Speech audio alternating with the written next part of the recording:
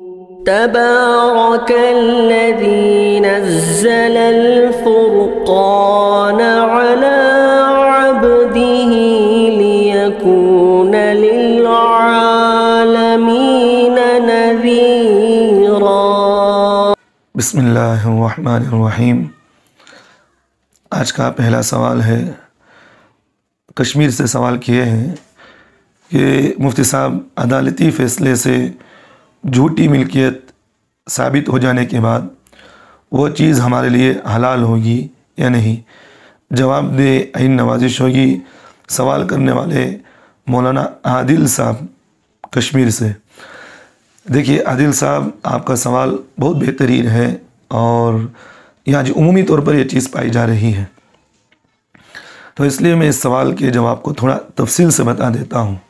تاکہ اس کو ہر ایک کا اس کا فائدہ ہو۔ میں مثال سے سمجھاتا ہوں۔ دیکھیے، میری زمین ہے اور یہ میرا مکان ہے۔ سامنے والے نے مجھ پر حسد کیا، مجھ پر اس نے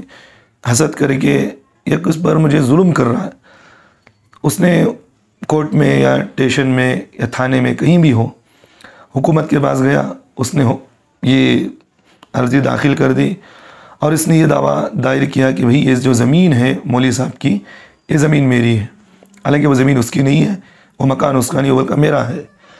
اب اس نے اس طرح جھوٹا دائرہ داخل کر دیا ہے۔ اب یہ مقدمہ لڑنا شروع کر دیتا ہے اور جرت تو یہ ہوتی ہے کہ وہ اس کے بعد جعلی سرٹیفکیٹ بھی بنا دیتا ہے کہ بھئی یہ جو زمین ہے مولوی صاحب کی یہ میری ہے، وہ جعلی سرٹیفکیٹ بھی بنا دیتا ہے۔ اب مقدمہ جب وہ دائر کر دیا، اب وہ صورتحال کو جب کورٹ میں پیش کرتا ہے اور جج جو سامنے سنتا ہے، اب وہ جج جو سامنے جو کچھ بھی سنا وہ اپنا ذاتی فیصلہ سنا دیتا ہے کہ بھی یہ مولوی صاحب کی زمین نہیں بلکہ وہ سامنے والے کی زمین ہے، کیونکہ اس کے پاس سرٹیفکیٹیں بھی ہیں، زمین کے کاغذات بھی ہیں اور اس کا وکیل بھی کہہ رہا ہے ساری باتیں، وہ زمین اس کی ہے، اب اس کو دے دینا چاہیے۔ اب یہاں شریعت میں شرعاً اس کا کیا حکم ہے؟ وہ زمین اس کی ہو جائے گی یا نہیں ہوگی؟ کیا حکومت نے، کورٹ نے جو فیصلہ کیا اس فیصلے کی وجہ سے وہ زمین ہو جائے گی نہیں ہوگی؟ تو ایک بات یہاں ذہن میں رکھیے، کورٹ سے اگر فیصلہ ہو بھی جائے تو اس کو شرعاً اس کی بات کو نہیں مانی جائے گا، کیونکہ جو زمین جس کی ہے وہ اس کو واپس کرنا ضروری ہے، کیونکہ کورٹ نے جو بات دیکھا ہے، جو دیکھی ہوئی بات ہے، وہ اس کے ظاہر کو دیکھا ہے، اور جو وکیل جس نے جھوٹے دعوے کیا ہے وہ انہی کی باتوں کو لے کر کے وہ جج نے اس فیصلے کو سنایا ہے، تو وہ جج کے سامنے اگر حقیقت ہوتی تو وہ بات سناتا۔ لیکن بعض جج تو ایسے ہوتے ہیں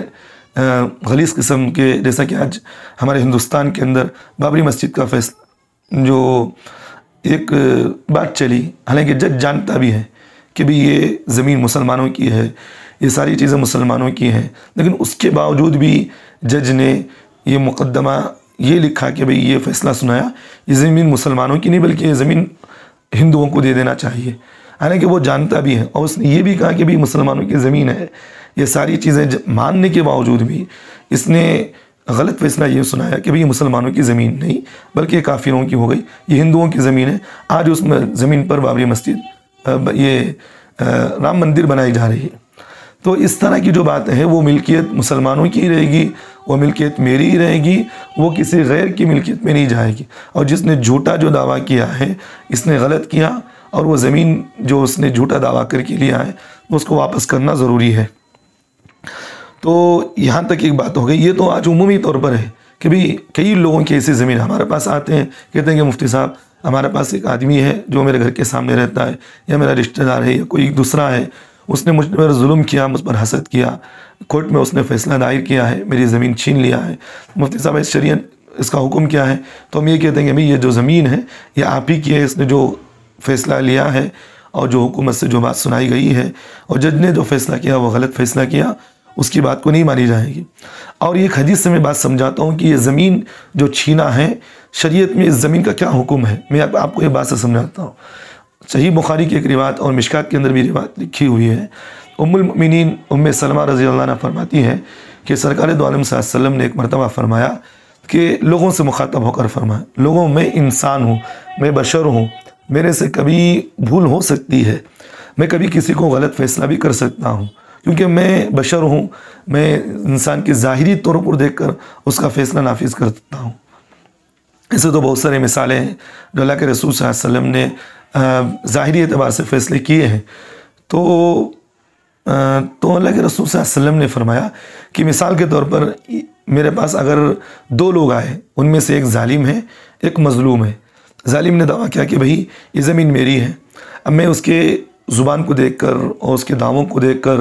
اس کے گواہوں کو دیکھ کر میں فیصلہ تو نافذ کر سکتا ہوں کہ بھئی یہ زمین اس کی ہے، اس کو دے دو۔ لیکن اللہ کے رسول صلی اللہ علیہ وسلم نے فرمایا میرے اس کہہ دینے سے وہ زمین اس کی نہیں ہوتی، میرے کہہ دینے سے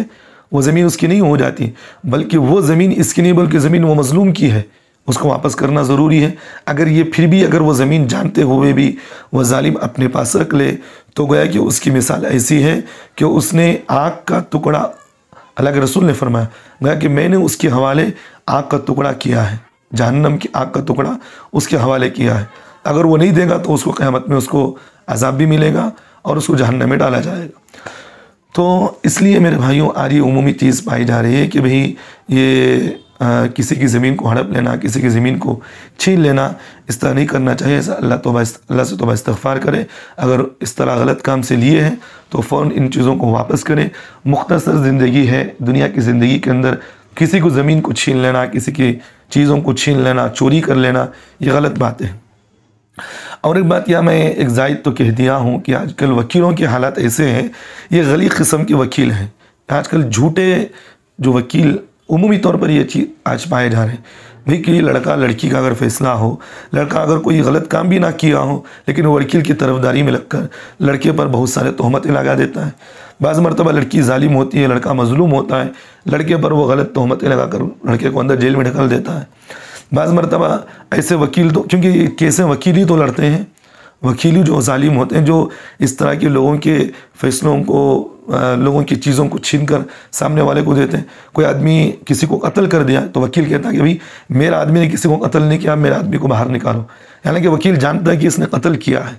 تو یہ غلط جو گواہی دے رہا، اللہ کے رسول نے فرمایا غلط دینے والا گواہی بھی جہنم میں جائے گا۔ تو اگر وکیل جو ہیں جو غلط گواہی دینے والے، وہ اللہ سے توبہ استغفار کرے، کسی کی کسی بھی چیز کو، کوئی بھی معاملات ہو، کوئی بھی ہو، غلط چیز پر دعویٰ نہ کرے، اللہ تعالیٰ سے توبہ استغفار کرے۔ اگر کسی نے اس طرح کیا ہے